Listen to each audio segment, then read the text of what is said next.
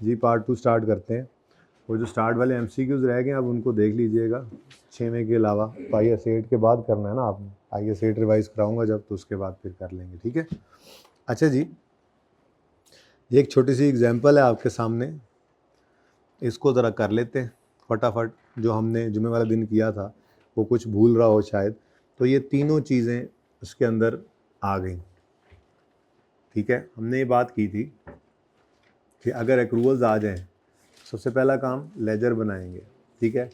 अच्छा, अगर टैक्स वाले कैश बेसिस पे हैं तो हम तो अक्रूवल पे ही होते हैं, तो करंट टैक्स में इनकम एक्सपेंस उल्टा देंगे, कैश रिकॉर्ड करेंगे।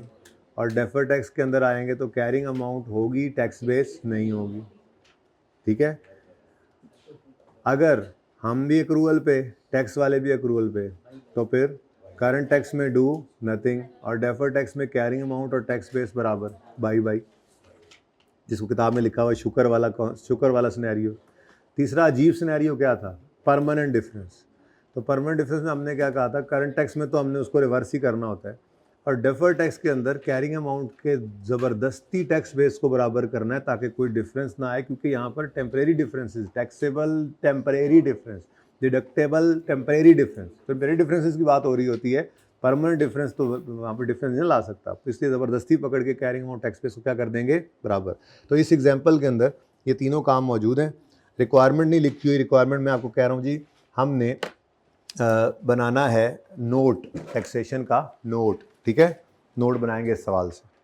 अब ये सवाल असल में ये इसी तरह से सवाल के अंदर वो स्टेटमेंट फॉर्म के अंदर डेटा दे देता है। असल में तो यही होता है कि बैलेंस शीट आपके सामने जिस तरह से है, जैसे लिखा होता था करंट लायबिलिटीज़ में पड़ी हुई हैं सैलरीज पेएबल, करंट एसेट्स में पड़ा हुआ है रेंट रिसीवेबल, तो ये आ गए बैलेंस शीट, आपके सामने बैलेंस शीट है, ठीक है।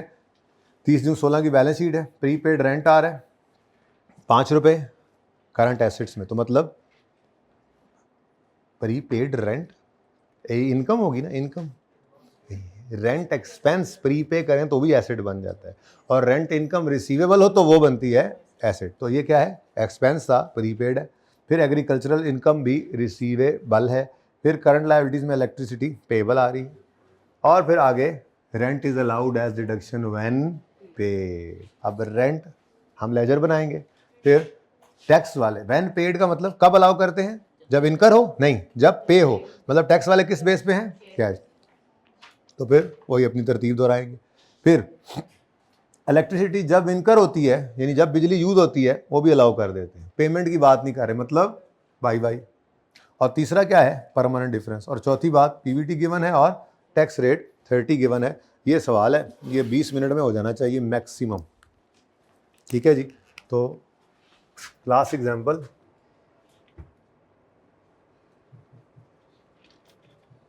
क्लास एग्जाम्पल लिखा है मैंने, पता नहीं कैसा लिखा गया, बार लिखा है। तो कंपनी ABC, कंपनी का नाम कोई नहीं है। Notes to the financial statements for the year ended, year end क्या है जरा देखें, 16, 31 दिसंबर, 30 जून, okay 30 June 16।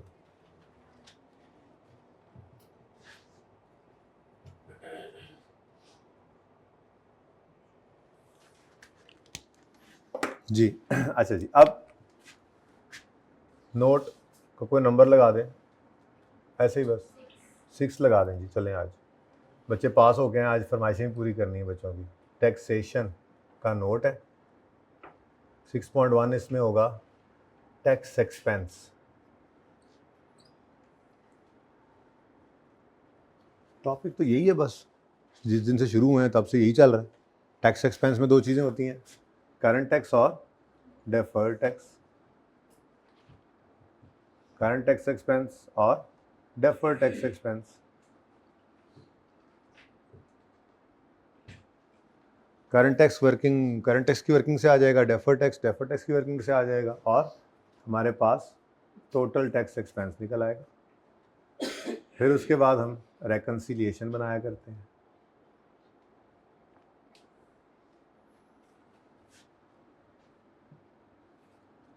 Reconciliation of Pvt with tax. Of PBT with tax. ये लाजमी लिखा करें बच्चों, थोड़ा आगे ले जाता हूँ, ये आपको बुरी आदत ही ना पड़ जाए। ठीक है जी, तो reconciliation of profit before tax with tax expense, पूरी बात तो ये है। ठीक है, इसमें प्रॉफिट बिफोर टैक्स से ही हम स्टार्ट करते हैं, जो फाइनेंशियल स्टेटमेंट में नज़र आ रहा होता है, और जो होगा लिख देंगे यहाँ पे double underline. Next tax rate होता है, और यहाँ पर डे 1 से एक बात बताता आ रहा हूँ, वो रेट लगेगा जो आपका जनरल रेट, जो आपकी करंट टैक्स की वर्किंग में यूज़ हुआ है, वही हमारा रेट होता है, जनरल रेट हमेशा। ठीक है, उसके बाद आगे टैक्स एक्सपेंस आ जाएगा, और अगर ये इस टैक्स एक्सपेंस से मैच नहीं करेगा तो फिर रेकनसाइलिंग आइटम्स कुछ ना कुछ हो। ठीक है जी, उसके बाद करंट टैक्स के लिए हमें करंट टैक्स की वर्किंग चाहिए होती है, तो working 1 current tax,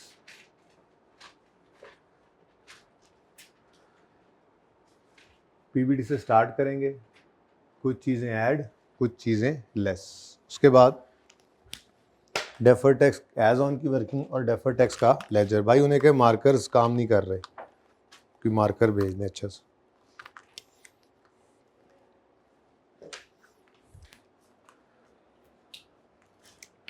defer tax working 2 कर लेते हैं जी। Defer tax liability slash asset as on 30 June 2016।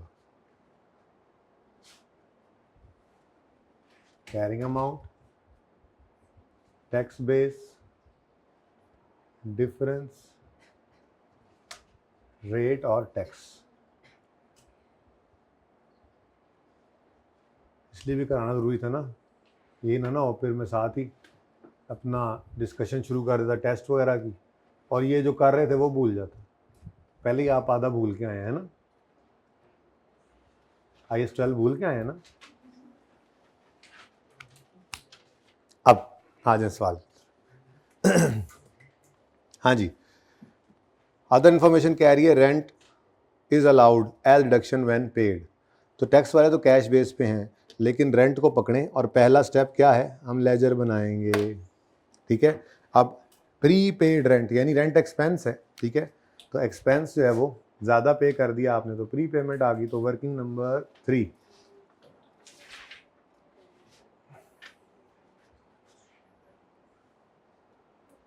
Rent expense.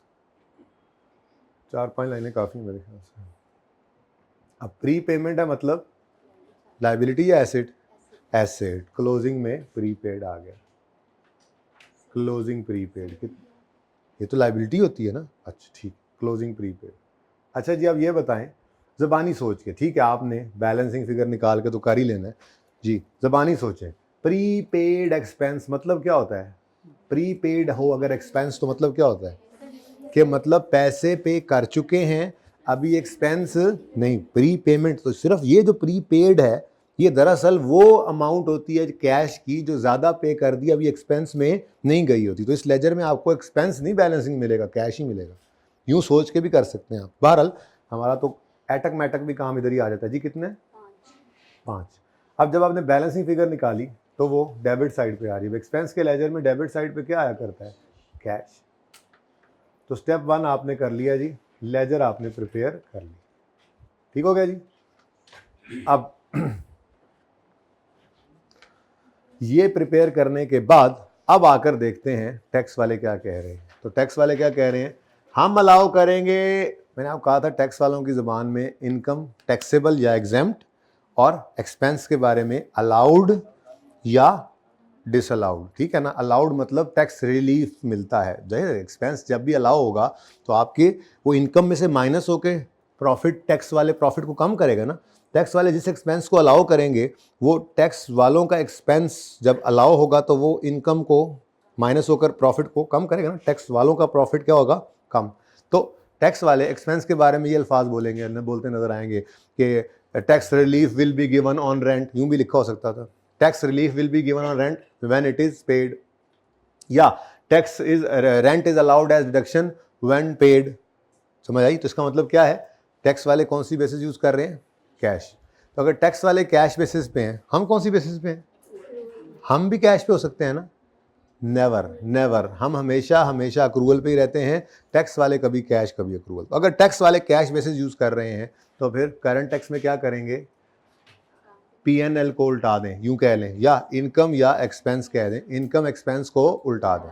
अब एक्सपेंस है लेकिन कितना है? एक्सपेंस कितना रिकॉर्ड हुआ है कि रिवर्स करें? अब दरअसल कहानी का आपको पता है कि एक्सपेंस भी हुआ होगा, कैश भी ज़्यादा होगा, कुछ ओपनिंग भी होगा, लेकिन वो सारी एडजस्टमेंट हो जाती है। डिफरेंस तो इसी चीज़ का ही होता है। ये हमने परसों पहले जुमे में प्रूफ किया था। जुमेरात वाले सवाल को जुमे वाले दिन पहले करके इस तरह से, फिर इस सवाल पिजन वाले पे हम पढ़े थे। ठीक है, पिजन वाले सवाल में कोई सवाल तो नहीं है ना? मैं उसकी तस्वीर निकाल के लाया हूँ वैसे। ठीक है, कोई मसला होगा तो। एनीवेज, तो एक्सपेंस को रिवर्स करना है। एक्सपेंस कितना है जिसको रिवर्स करें? इस लेजर में कहीं एक्सपेंस नज़र आ रहा है? इसका मतलब अच्छा रिवर्स करना होता तो क्या करते हैं? Add back. एक्सपेंस को रिवर्स करने के लिए क्या करते हैं? ऐड बैक करते हैं। ठीक है, तो हम ऐड कर देते हैं एक्सपेंस को, पर एक्सपेंस नहीं है। ठीक है, लेस कर दें, यानी रिकॉर्ड करें कैश को। कितना कैश पे हुआ है?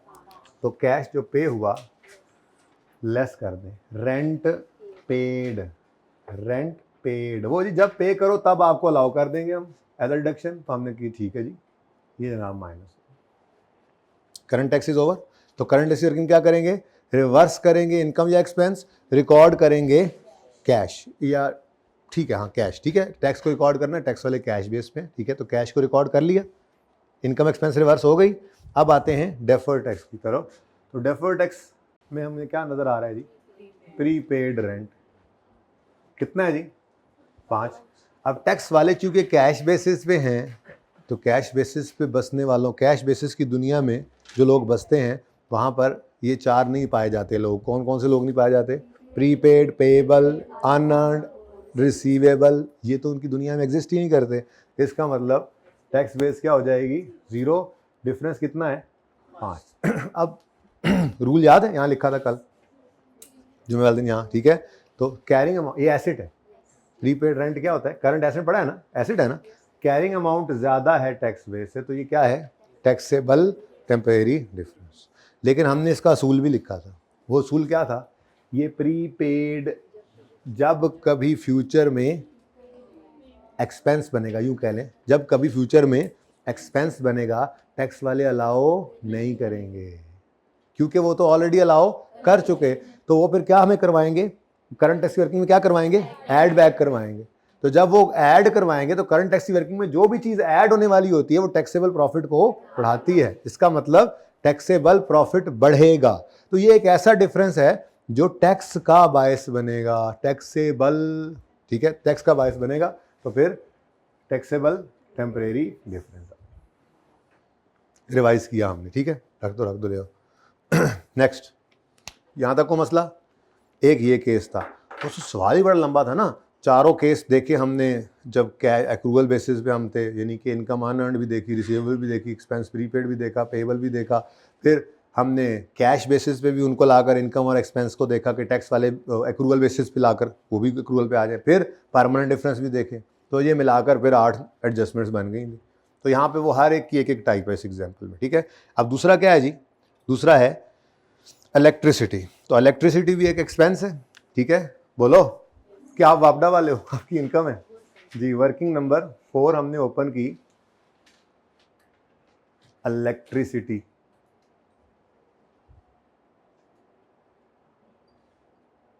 और ये है एक्सपेंस। ठीक है जी, अब एक्सपेंस वो कह रहा है पेएबल है या प्रीपेड है? पेएबल। लायबिलिटी नजर आ रहा है पेएबल। ठीक है, तो एक्सपेंस क्लोजिंग में पेएबल है, तो पेएबल क्लोजिंग इस तरफ आ जाएगा, क्लोजिंग पेएबल है, इधर एसेट आता है। ठीक है, तो क्लोजिंग पेएबल कितने बच्चों? 7 रुपये। अच्छा, अब ठीक है, बैलेंसिंग फिगर निकलती है, लेकिन आप अपना आजमाया करें दिमाग को भी थोड़ा सा। मुझे बताएं, एक एक्सपेंस अगर पेएबल आ रहा है तो इसका मतलब, अगर कोई चीज़ पेएबल है, एक्सपेंस है लेकिन पेएबल है, तो मतलब क्या है? मतलब एक्सपेंस तो बुक हुआ है, पे नहीं हुआ तभी तो पेएबल। अब इतना हिस्सा ही सिर्फ उस एक्सपेंस में से पेएबल है, बाकी जो एक्सपेंस हुआ होगा वो पे भी होगा, वो नहीं ना आ रहा सामने, उसकी जरूरत भी नहीं है हमें, तो मसला डिफरेंस से होता है। ठीक है, तो यहां पे क्या निकलना चाहिए, एक्सपेंस होगा, कैश नहीं होगा, तभी तो पेएबल। लेकिन लेजर खुद ही बता देता है हमें बैलेंसिंग जब निकालते हैं, इसीलिए तो लेजर बनाते हैं, मेरे जैसे भी जरा ना फसफसिया हो। ठीक है जी, अब इधर एक्सपेंस के लेजर में कैश आता है डेबिट साइड पे, तो क्रेडिट साइड पे आ रहा है, तो ये फिर क्या है, ये P&L वाली फिगर है। ठीक है, तो ये हमने निकाला बैलेंसिंग, और यहाँ पर ये कैश बैलेंसिंग था। ठीक हो गया, अब लेजर बन गया। अब अगला स्टेप देखें तो टैक्स वाले क्या कहते हैं, electricity is allowed as deduction when paid. When use का क्या मतलब, जब बिजली इस्तेमाल कर लें। हम भी तो जब बिजली इस्तेमाल कर लेते हैं तो एक्सपेंस रिकॉर्ड कर लेते हैं, क्योंकि हमने कहा था एक्सपेंस रिकॉर्ड होता है जब वो इनकर हो जाए। एक्सपेंस इनकर हो गया कब, जब बिजली एक्सपेंस है, इलेक्ट्रिसिटी एक्सपेंस है, बिजली एक्सपेंस है, तो जब बिजली इस्तेमाल हो गई तो एक्सपेंस इनकर हो गया। सैलरी एक्सपेंस कैसे इनकर होता है, आपने एम्प्लॉय सर्विसेज ले ली, सैलरी एक्सपेंस इनकर हो गया। इंटरेस्ट एक्सपेंस कैसे इनकर होता है, आपने लोन लिया, उसको इस्तेमाल कर लिया, जितना अरसा इस्तेमाल किया उतने अरसे का एक्सपेंस इनकर हो जाता है। ठीक है ना, तो ये एक्सपेंस इनकर हो चुका था जब बिजली यूज हुई, तो वो कह रहे हैं हम भी अलाउ कर देंगे जब यूज हो। पेमेंट की तो बात ही नहीं कर रहा, इसका मतलब ये भी एक्रूअल बेसिस पे हैं, भाई भाई हैं, तो करंट टैक्स की वर्किंग में डू नथिंग। डेफर्ड टैक्स की वर्किंग में इलेक्ट्रिसिटी पेएबल, हमारी कैरिंग अमाउंट आ रही है कितनी, और टैक्स वाले इसको मान रहे हैं तभी तो अलाउ कर रहे हैं, तो ये भी साथ। तो डिफरेंस क्या आ गया, टैक्सेबल या डिडक्टेबल, डिफरेंस है ही कोई नहीं, है ही कोई नहीं। ठीक हो गया, चलें आगे, कोई मसला, ये सबसे आसान केस होता है, लेकिन पता हो तब। नेक्स्ट तीसरा है जी एग्रीकल्चरल इनकम, लेकिन रिसीवेबल है, तो वर्किंग नंबर 5। अब इनकम आ गई और रिसीवेबल है इनकम। ठीक है, तो एग्रीकल्चरल एडा लम्बा ना, चलो एग्री इनकम लिखता हूं, एग्रीकल्चरल इनकम,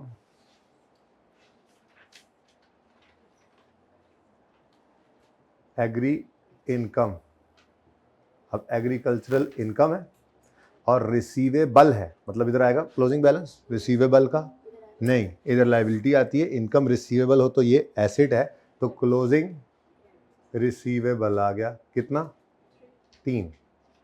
अच्छा, अब बगैर बैलेंसिंग निकाले एक बार ज़रा दिमाग में इस चीज़ को दोहराओ, अगर इनकम रिसीवेबल हो तो इसका मतलब क्या होता है, इसका मतलब अर्न हो चुकी। ठीक है, हाँ, यानी कि P&L वाली फिगर होगी, कैश नहीं होगा। पहली बात, P&L वाली फिगर होगी, कैश नहीं होना, क्योंकि अर्न हो जाए, रिसीव ना हो तभी तो रिसीवेबल।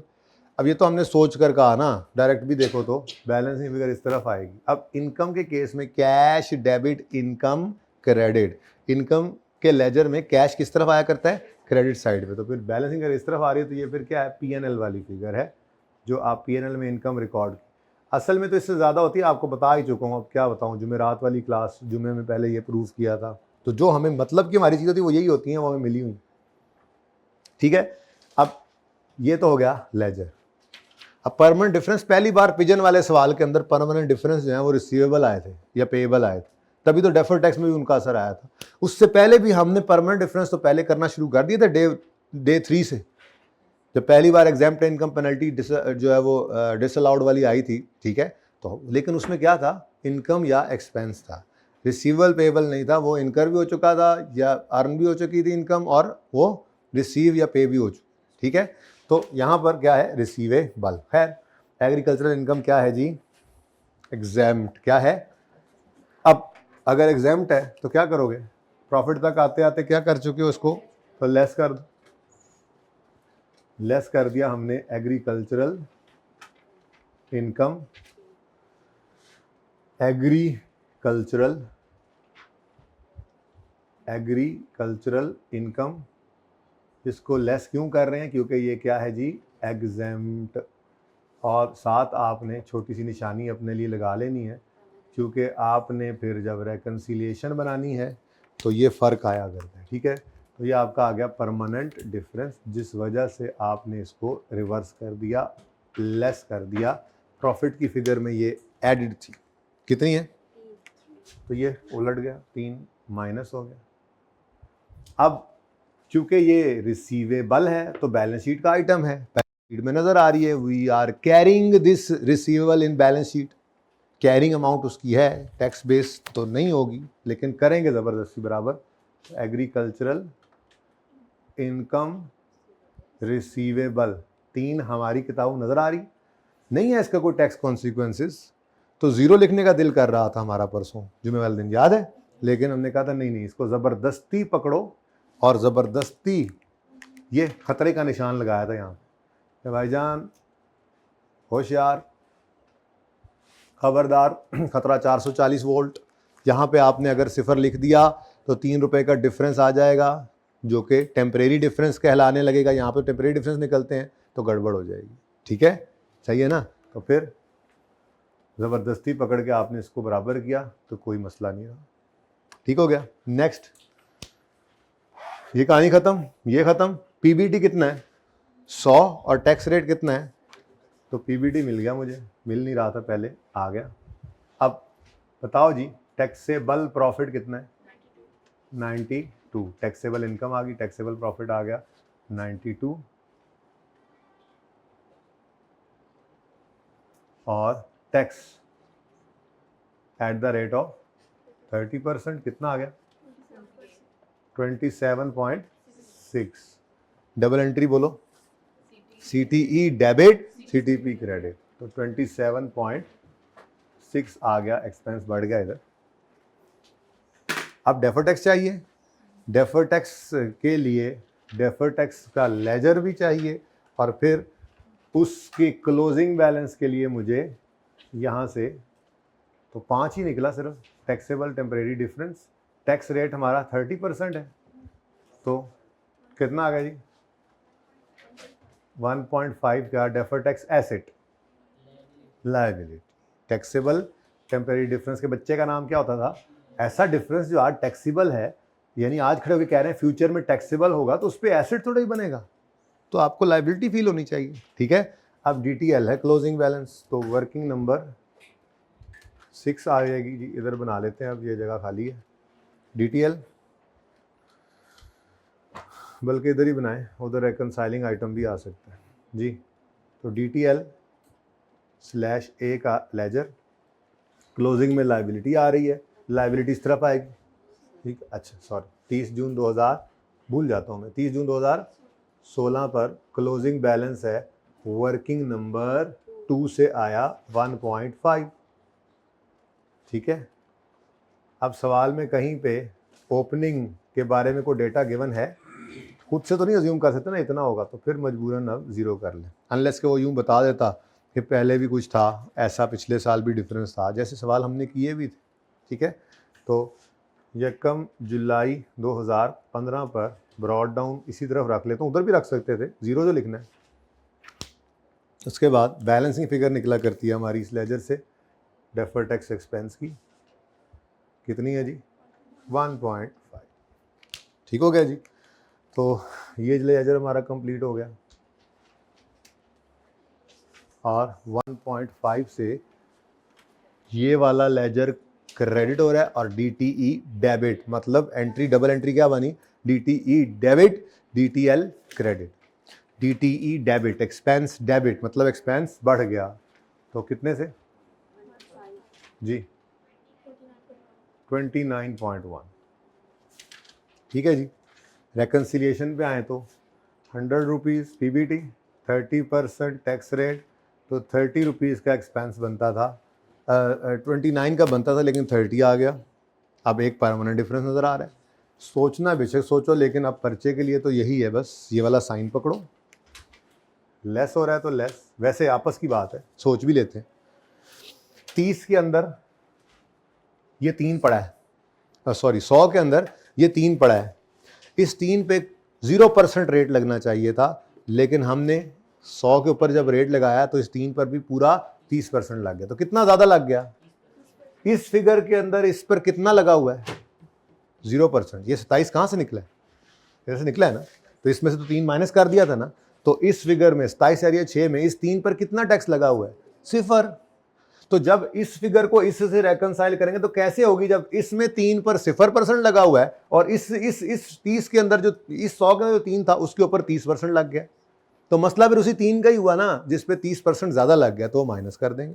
लेकिन इतनी लंबी सोच की बजाय ये साइन उठाओ, यहां पे लिखो एग्रीकल्चरल इनकम जो कि एग्जैम्प्ट है, ठीक है, और इसका टैक्स इंपैक्ट सिर्फ लेना है। तो पकड़ो 3 को, अब इधर देखो कितना रेट ज्यादा लग गया। ये अब तैयारी कर रहा हूं मैं, सेपरेट रेट वाले जब आएंगे आगे उनके अंदर ये होगा। वैसे शायद किया भी था एक सवाल, ठीक है, कि लगना चाहिए था 30%, 20% लग गया 30, तो कितना ज्यादा लग गया 10, तो 10 रिवर्स करते हैं टैक्स इफेक्ट। ऐसे ही यहां पे लगना चाहिए था 0% एग्जैम्प्ट इनकम है, लग गया 30%, तो कितना ज्यादा लग गया 30, तो वापस कर दो, फिर रिवर्स कर दो जितना इंपैक्ट है जी। 0.9 आ गया और यहां पे आ गया 29.1, ठीक है जी। तो ये आपका रेकनसाइल हो गया।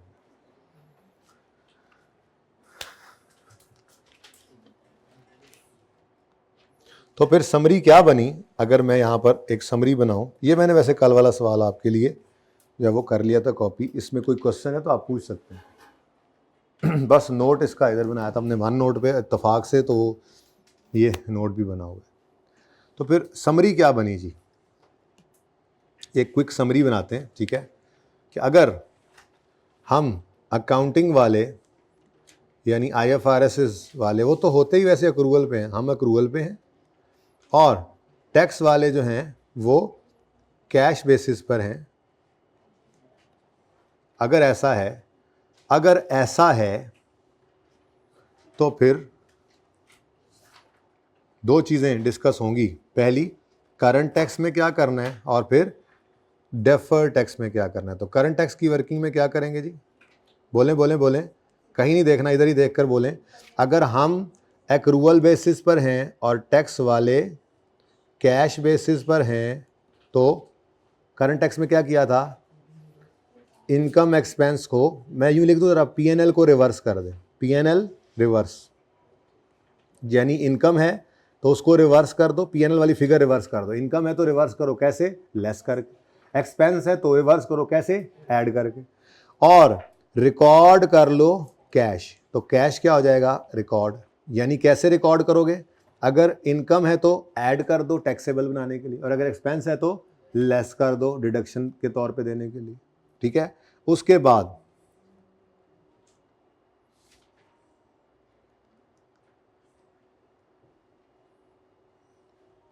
दूसरी बात हमने की थी, डेफर टैक्स एज ऑन वाली वर्किंग में। तो डेफर टैक्स एज ऑन वाली वर्किंग में कैरिंग अमाउंट और टैक्स बेस की बात होती है। तो अगर टैक्स वाले एक्रूवल बेस कैश बेसिस पे हैं, तो मिसाल के तौर पे कैरिंग अमाउंट अगर मेरी किसी चीज़ की आ रही है 10 रुपये, तो टैक्स बेस कितनी होगी, 0। ऐसे ही है, और बोलो। अच्छा, अगर हम अकाउंटिंग वाले एक्रूवल पे हो तो ये एक्रूवल में है, एक्रूवल बेस को फॉलो कर रहे हैं, ठीक है, और टैक्स वालों ने कहा यार कितनी लड़ाइयाँ करेंगे हम, बस बहुत हुआ, आ जाओ बस करो, लड़ाइयाँ ख़त्म करते हैं, और ये भी किस पर आ गए, एक्रूवल पर। तो फिर करंट टैक्स में क्या करेंगे, डू नथिंग, जो आप हमेशा करते हैं, रोज़ करते हैं, हर वक्त कर रहे होते हैं, do nothing, nothing is impossible, and भाई कह रहे हैं I do nothing every day. तो फिर लोग कैसे कहते हैं इम्पॉसिबल है ना। तो carrying amount tax base, carrying amount भी 10 लेट से, तो टैक्स बेस भी क्या होगी 10। तो पहला सबर, दूसरा शुक्र। तीसरा था अजीब, वो अजीब क्या था, परमानेंट डिफरेंसेस।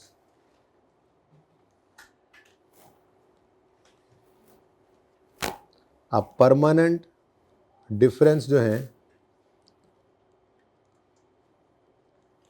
वो जनाब दो ही हैं हमारे पास, एक है एग्जेम्प्ट इनकम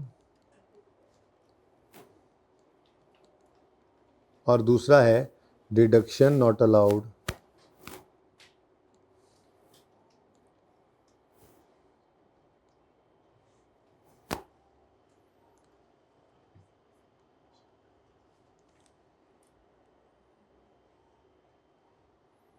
ठीक है। अब इसमें हम क्या करते थे जी, अगर एग्जेम्प्ट इनकम है तो हम उसको ऐड किया होता है ना, इनकम प्रॉफिट तक आते आते, इसको क्या कर दिया करते हैं हम, लेस। ठीक है। और अगर डिडक्शन नॉट अलाउड हो तो उसको उल्टाने के लिए हम क्या कर देते हैं जी, ऐड बैक। हमने लेस किया होता है ना तो हम ऐड कर देते हैं, यही करते हैं करंट टैक्स में। बोलो, जबकि डेफर्ड टैक्स की वर्किंग में खतरे का निशान, कैरिंग अमाउंट अगर लेट से 5 रुपये है इसकी, ये 15 कर दें, ऐसे डिफरेंट कर दें, ऐसे कोई मिसाल। ठीक है। अच्छा, कैरिंग अमाउंट 5 है तो टैक्स बेस दिल कर रहा था 0 कर दें, लेकिन हमने उसको ज़बरदस्ती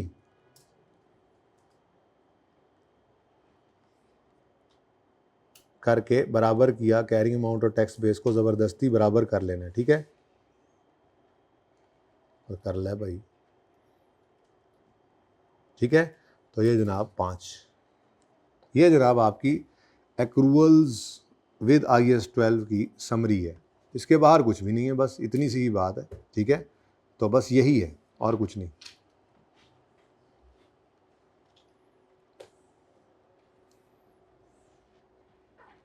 डिब्बे बंद कर दिए, डिब्बे को बंद कर दिया, और कुछ नहीं है।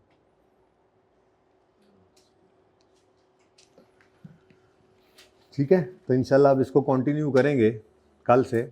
और कल हमने डेफर टैक्स पे इम्पैक्ट क्या पड़ता है, रेट चेंज हो जाए तो। यानी कि देखो ना, आज मैंने मिसाल के तौर पे 30% पर डेफर टैक्स बुक किया, आज पता नहीं था अगले साल क्या होना है। अगले साल लॉ है, चेंज आ गया, उन्होंने कहा जी 28% रेट होगा या 32% रेट होगा, 33% होगा, बढ़ गया, कम हो गया, कुछ भी हो सकता है। तो अगर रेट चेंज हो जाए तो पिछले साल डेफर टैक्स बुक और रेट पे किया होता है, इस साल और रेट चलने लग जाता है, क्लोजिंग और रेट पे आ रहा होता है। तो क्या ट्रीटमेंट करना है ये देखेंगे इंशाल्लाह कल। और दूसरा, कैरी फॉरवर्ड लॉसेस को भी शायद मैं कल ही करवाऊँ कि कैरी फॉरवर्ड लॉसेस जो है आप कब तक कैरी करते हैं, और जब तक वो कैरी फॉरवर्ड लॉसेस नहीं एडजस्ट हो पाते तो उन पे एसिड बुक होता है। देखें अब इनमें से क्या क्या करते हैं कल। रेट चेंज तो लाजमी करना ही है, और एक्रूवल तो अब हिस्सा बन ही गया आपके सवालों का। हर अच्छे सवाल के अंदर इसकी एडजस्टमेंट आपको लाजमी मिलेगी, लेकिन ये जो हमने उसके ऊपर तकरीबन 1-2 दिन लगा दिए पूरे, और ये तीसरे दिन में भी कुछ हिस्सा लगाया, तो इससे फ़ायदा ये हो जाएगा कि ये एडजस्टमेंट तो आपकी पॉकेट में आ गई। ठीक है, अच्छा जी, चलें अब आ जाएं, ज़रा थोड़ा टेस्ट खेल लें।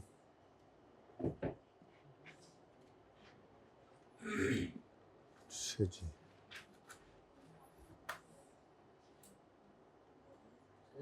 जी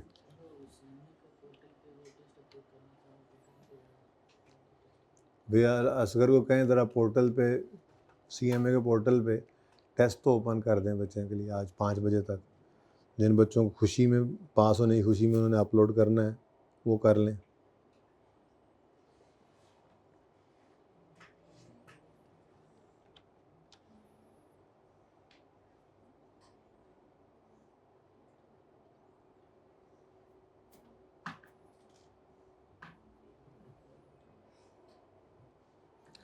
टेस्ट 1, 2 और 3 हो गए।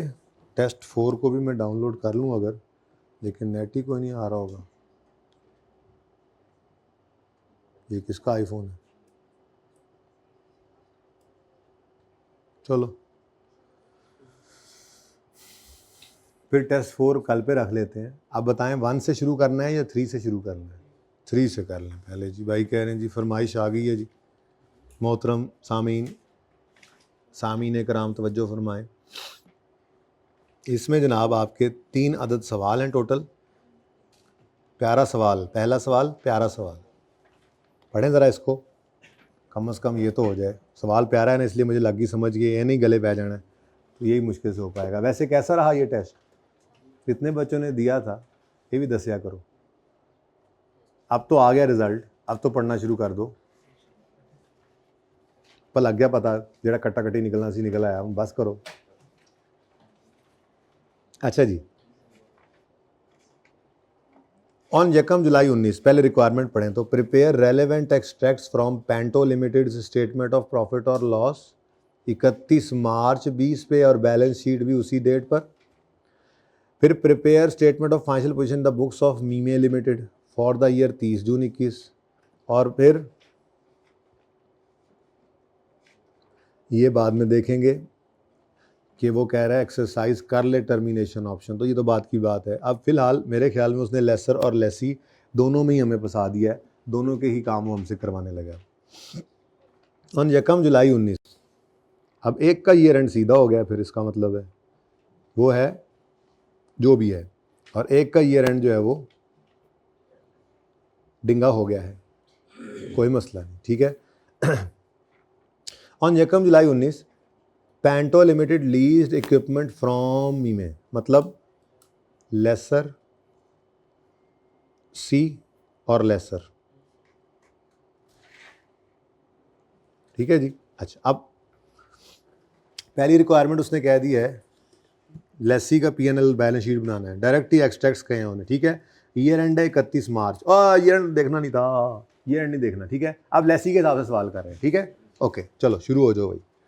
तो lease term is for 4 years, non cancellable और नॉन रिफंडेबल डाउन पेमेंट है, डाउन पेमेंट आ रही है जी, डाउन पेमेंट आ गई 30,000।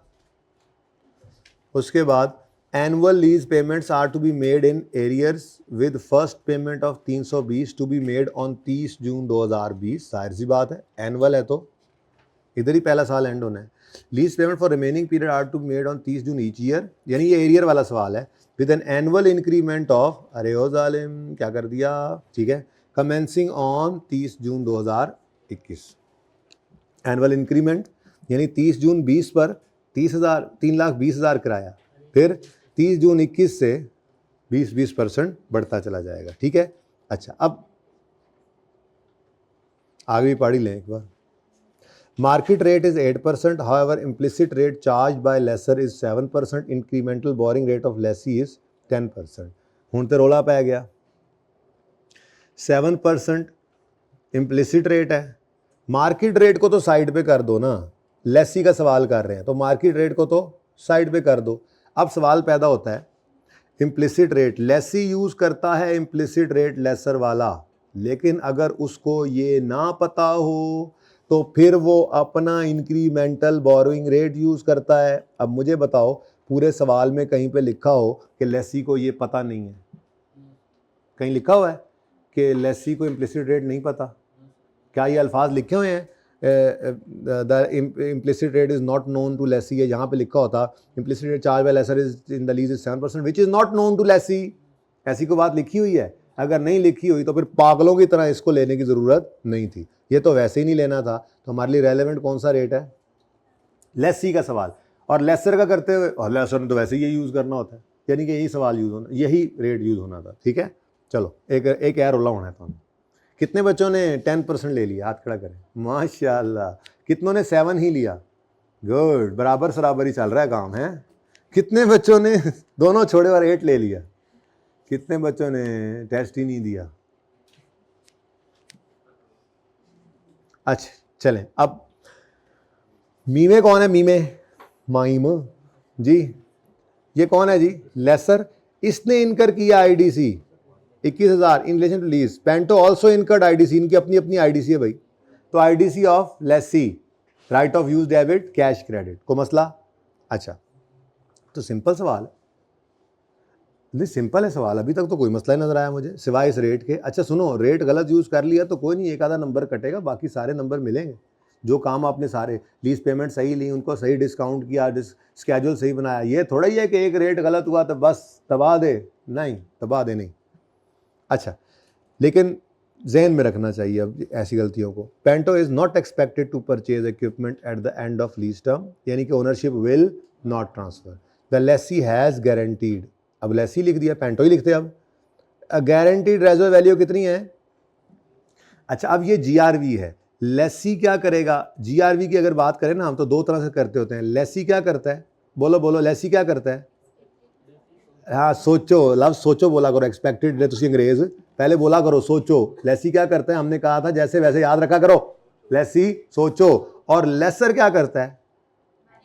वो चुप, वो बगैर सोचे समझे एग्रीमेंट वाली, तो यहाँ पर डायरेक्ट ही क्या आ गया जी, एग्रीमेंट वाली, एग्रीमेंट वाली।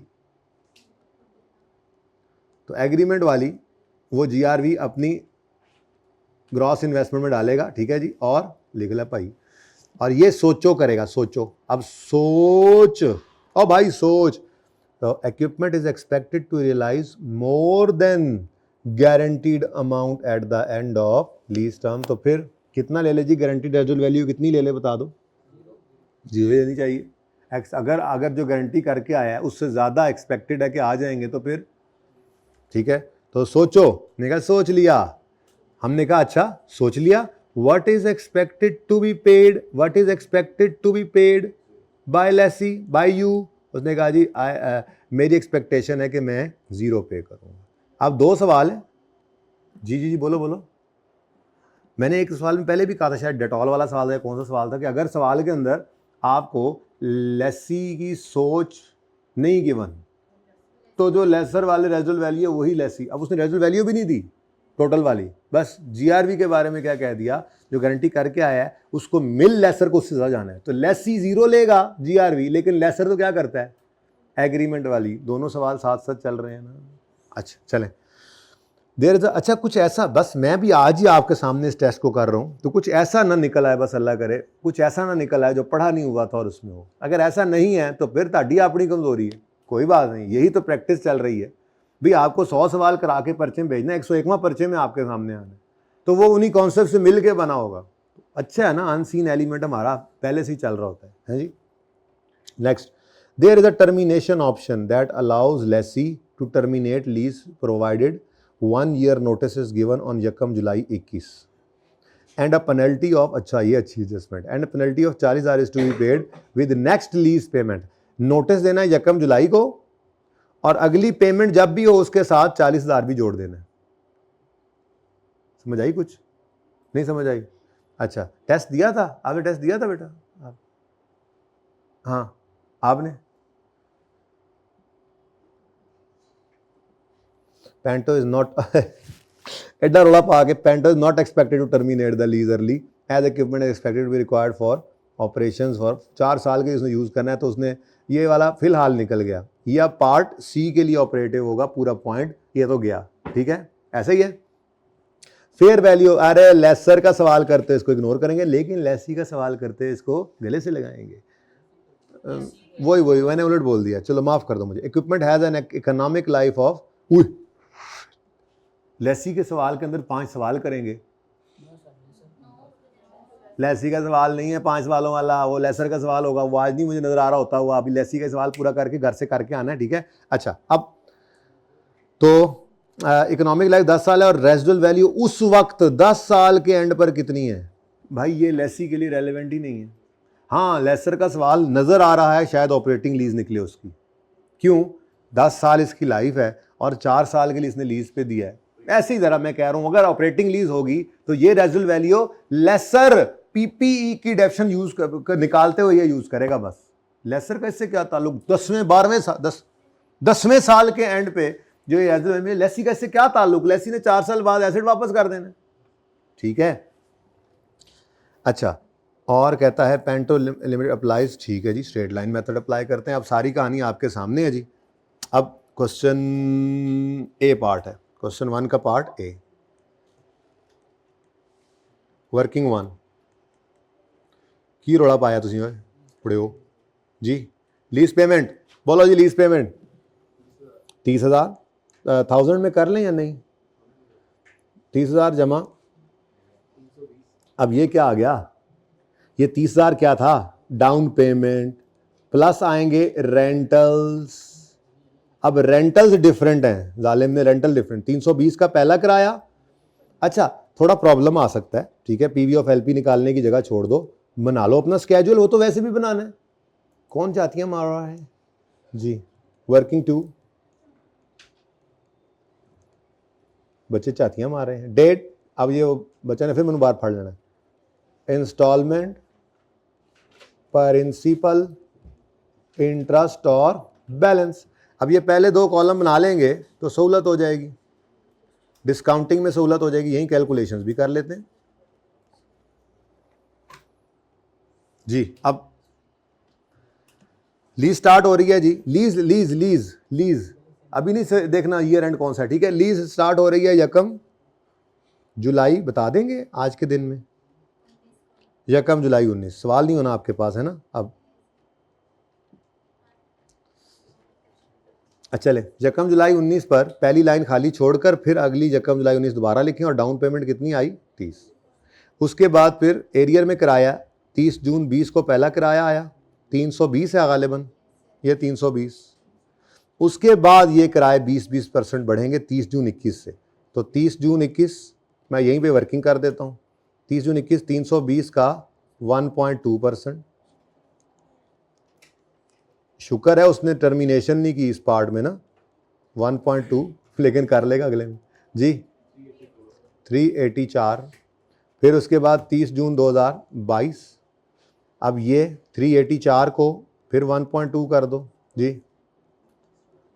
जी 4 राउंड ही आ रहा है, थोड़ी बहुत राउंडिंग करनी पड़ रही है, चलो खैर जान दो। फिर उसके बाद एक और किराया है ना, तो 461 का 1.2 30 जून 2023 पर 553, ठीक है जी। चलो अब जी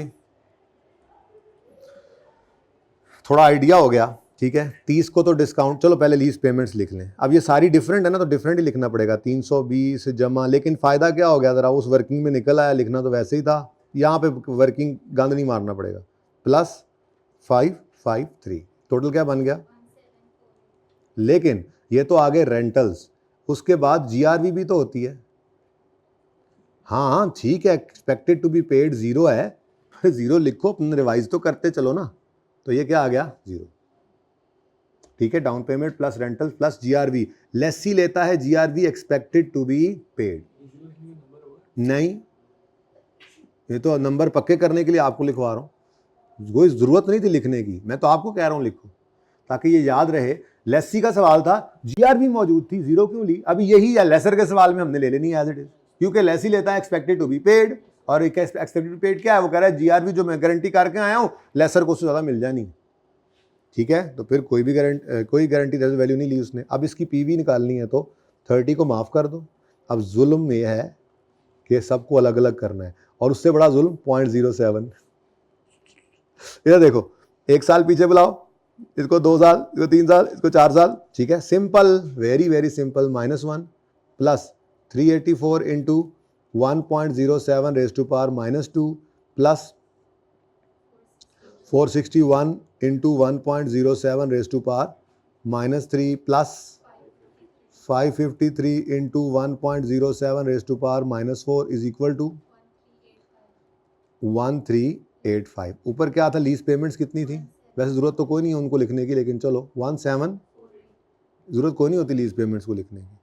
अब ये इतना लेंथी हो गया यार काम, चलो अब ये 1385 से काम शुरू होगा, ठीक है। और उसके बाद चलो निकालो पहला इंटरेस्ट, मैं निकाल देता हूँ, कुछ तो मुझे भी करने दिया करो। प्रिंसिपल 30 बच गया 1355, चलो इतना तो मैंने कर दिया, अब कुछ आप भी करो, अगला इंटरेस्ट निकालो 95,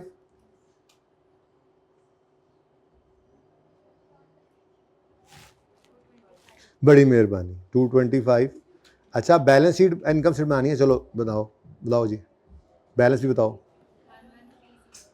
1130, ठीक है, ठीक हो गया जी।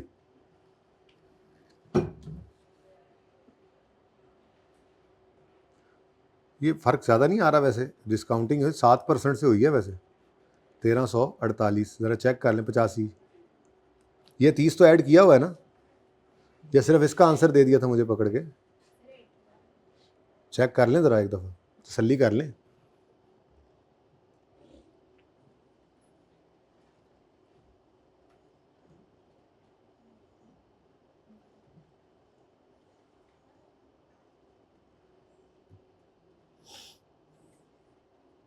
फ़र्क बहुत आ गया वैसे, चलो खैर फिर यही होगा, चेक कर लो जल्दी से कर लो। 1300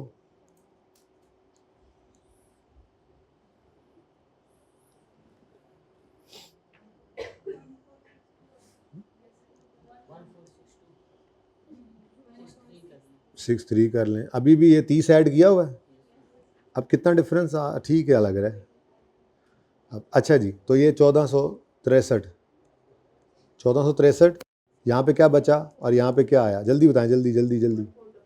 1433, फिर इंटरेस्ट पूरा 100, 80 90 पूरा 100, 220 बैलेंस। अब ये काफ़ी है क्योंकि उसने क्या कहा था, इनका ईयर एंड हो रहा है 31 मार्च 20 पे। 31 मार्च 20 भाईजन ने जो है ना आ जाना है इधर 30 जून 20 से पहले, बस लेसी के लिए ये काफ़ी है। अब बैलेंस शीट के अंदर current portion, non current portion, फिर दूसरी चीज़ हम जो किया करते हैं वो है working number 3, cost of right of use. करते हैं कि नहीं करते, cost of right of use. इसके अंदर मेरे पास पीवी ऑफ एलपी एक चीज़ आ रही है 1463, और दूसरा मेरे पास क्या था, आईडीसी थी, less IDC of lessee. Lessee की आईडीसी कितनी थी 12। डबल एंट्री तो करनी नहीं है, उसने एंट्री मांगी थी तो right of use debit cash credit करते, लेकिन बैलेंस शीट में तो राइट ऑफ यूज की कॉस्ट जानी है ना। तो कितना था जी, आईडीसी ऑफ लेसी कितनी थी 12000, ये लेसी की थी, ऐसा ही है। तो 12000 यानी 12 ऐड कर दिया आपने, टोटल 1475, ठीक है जी। अब ये cost of right of use आ गई, और फिर इसकी डेप्रीसिएशन जब आपने करनी होगी बैलेंस शीट, अब ये तो बैलेंस शीट के अंदर चला गया, लेकिन बुक वैल्यू ने जाना होता है, तो डेप्रीसिएशन कैसे करोगे। अब ओनरशिप विल नॉट ट्रांसफर है या विल ट्रांसफर है, ओनरशिप विल नॉट ट्रांसफर, तो फिर 4 साल के ऊपर अमोर्टाइज कर लेना।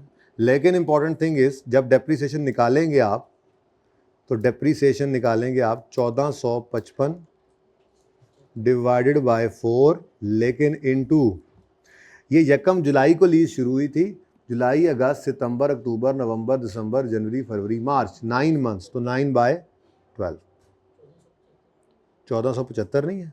अच्छा ये सॉरी जी, बताएं जी।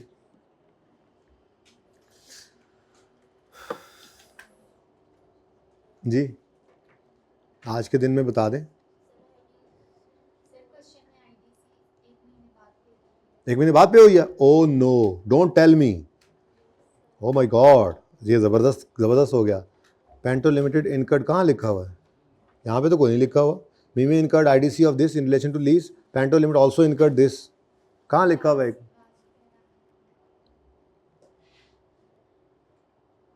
कहाँ बेटा,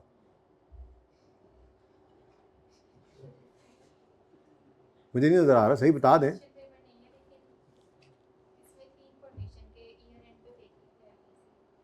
मुझे फिर उन्होंने गलत टेस्ट भेज दिया, हाँ चलो भाई बता दो आंसर। 276। अच्छा अब ये 276 मैंने पीएनएल बनाना है ना, ये उसके फेस पे जाएगा, और जो बुक वैल्यू आएगी वो बैलेंस शीट के अंदर चली जाएगी। लाइबिलिटी के साथ ये मामला कर दिया आपने। अब एक चीज़ सिर्फ रह गई है जो थोड़ी टेक्निकल थी, वो क्या है, इंटरेस्ट, फिंगर थंब अप्रोच। यकम जुलाई 19 से 30 जून 20 तक का इंटरेस्ट है ये 100, लेकिन हमें 31 मार्च तक 9 महीने का इंटरेस्ट चाहिए, तो 100 इंटू 9/12 कर देना था आपने जी, 75, ठीक है। तो ये 75 का इंटरेस्ट आ गया, तो इंटरेस्ट आ गया, डेप्रीसिएशन आ गई पीएनएल के अंदर, राइट ऑफ यूज़ की बुक वैल्यू और लीज लायबिलिटी करना। हाँ ये इंटरेस्ट पेएबल भी होना था बैलेंस शीट के अंदर, ये जो आप 75 बता रहे हैं, ओके। अच्छा अब जब लेसर के सवाल में जाना है आपने, तो फ़र्क क्या पड़ना है, सिर्फ एक तो ये जीआरवी यहाँ पर आई थिंक 30 थी या जो भी थी वो आ जाएगी, ठीक हो गया। दूसरा और कुछ भी नहीं है, क्योंकि रेट तो इसने भी इम्प्लिसिट यूज़ करना था। हाँ इसका ईयर एंड जो है आई थिंक वो सेम ही था, तो ज़्यादा आसानी हो जानी थी, ओके। लेकिन चूंकि यहाँ पर जीआरवी पड़ जानी है, तो ये भी चेंज, तो फिर ये भी चेंज, तो फिर दोबारा स्केड्यूल बनेगा। इसको पूरा कर लोगे ना इंशाल्लाह, इसको कर लेना, अगर कोई मसला रह जाए तो तीसरा, बहरहाल मैं पार्ट सी मुझे याद कराना, इसको ना मैं सिर्फ इसकी जो वो बना दूंगा आपको स्केड्यूल, क्योंकि उसके अंदर क्या करना है, वो जब नोटिस देना है उस साल, फिर उस साल के साथ किराया बढ़ना है, तो वो भी हो जाएगा इंशाल्लाह। तो दूसरा और तीसरा भी एक बार रिवाइज कीजिएगा टेस्ट 3 को, ताकि कल फड़का दें, फिर टेस्ट 4 करेंगे। 1 और 2 में इतना मसला था नहीं, स्टिल कोई मसला होगा तो एक आधा कर लेंगे, ये 4 तो साथ के साथ हो जाए ना। आज तो 5 भी आ गया हुआ है मार्केट में, मैंने देखा नहीं है, ठीक है। तो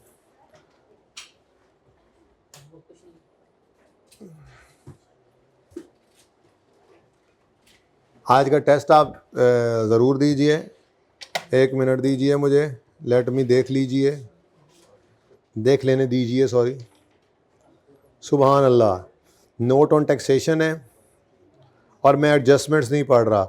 अल्लाह के हवाले, अल्लाह जाने क्या होगा, इंशाल्लाह आप कर लेंगे। बस इतना है कि IAS 12 का टेस्ट है, आपको पता ही IAS 12 चल रहा है। लीज़ की तो बहुत जो है ना हमने निकाल चुके हैं जूस, या आपके सामने अभी भी निकल ही रहा है उसका जूस। आज MCQs भी उसके कर रहे थे। ये कल इंशाल्लाह टेस्ट 3 को ख़त्म कर लेंगे, डिस्कस हो गया ये इंशाल्लाह, ठीक है। कल का लेक्चर बहुत इंपॉर्टेंट है। जो लोग रास्ते में घरों से पैदल चले हुए हैं उनको भी आप दोस्त अहबाब को कहिएगा तशरीफ़ जल्दी लें, ठीक है जी। अल्लाह।